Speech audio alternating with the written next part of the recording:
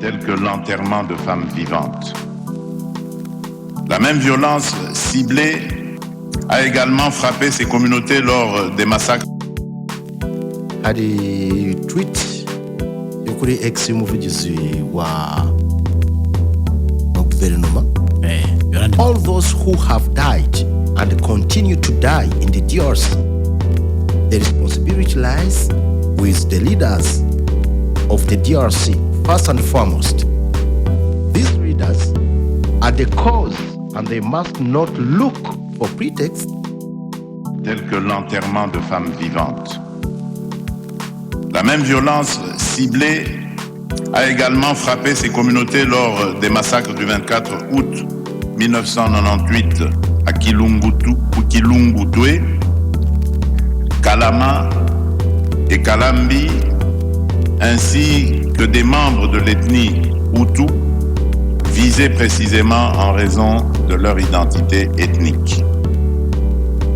À ces atrocités s'ajoutent les multiples massacres perpétrés contre les populations civiles innocentes à Kishiché, Kazauro, Bambo, Bukombo, Mweso ou encore Nyundo.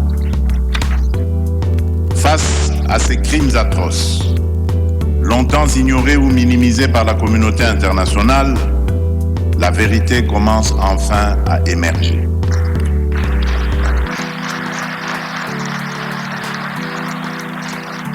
Divers rapports détaillés des Nations Unies, incontestables, ont clairement établi la réalité d'innombrables crimes et des violations massives des droits humains et du droit international humanitaire commis depuis 1993 sur le sol congolais.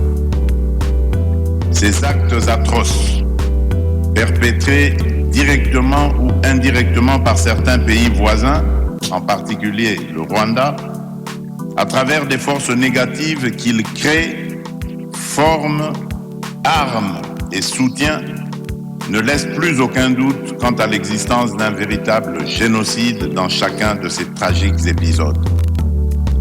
Il est évident que ces massacres s'inscrivent dans une volonté délibérée du Rwanda et des forces négatives qu'il dirige d'anéantir totalement ou en partie des groupes ethniques précis en République démocratique du Congo. Cette détermination est d'autant plus incompréhensible venant d'un pays ayant lui-même subi par le passé les horreurs d'une telle barbarie déshumanisante.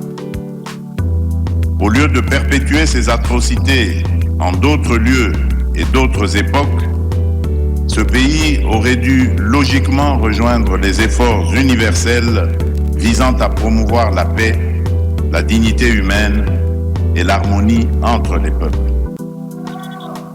Aujourd'hui, les nations prennent davantage conscience que cette tragédie humaine, sanctionnant certains hauts responsables au sein du gouvernement et du commandement militaire du Rwanda, ainsi que des responsables du M23 AFC. Je rappelle toutefois que notre combat pour la vérité et la justice est loin d'être achevé. À cet effet, j'annonce la mise en place imminente d'un groupe interdisciplinaire d'experts chargé d'évaluer de manière rigoureuse et systématique les préjudices subis et les pertes humaines liées aux crimes de masse, notamment ceux relevant spécifiquement du génocide perpétré sur le territoire de la République démocratique du Congo.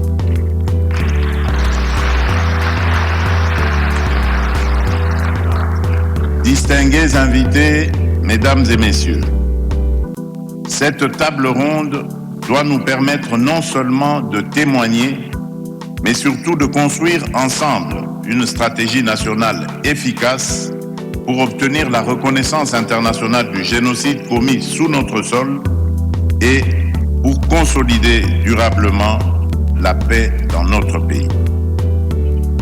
La République démocratique du Congo, fidèle aux engagements internationaux pris notamment à travers la Convention sur le génocide et le statut de Rome, ne ménagera aucun effort pour que justice soit faite, pour que la dignité de nos victimes soit restaurée et pour que l'histoire vraie de notre pays soit enfin écrite par les Congolais eux-mêmes.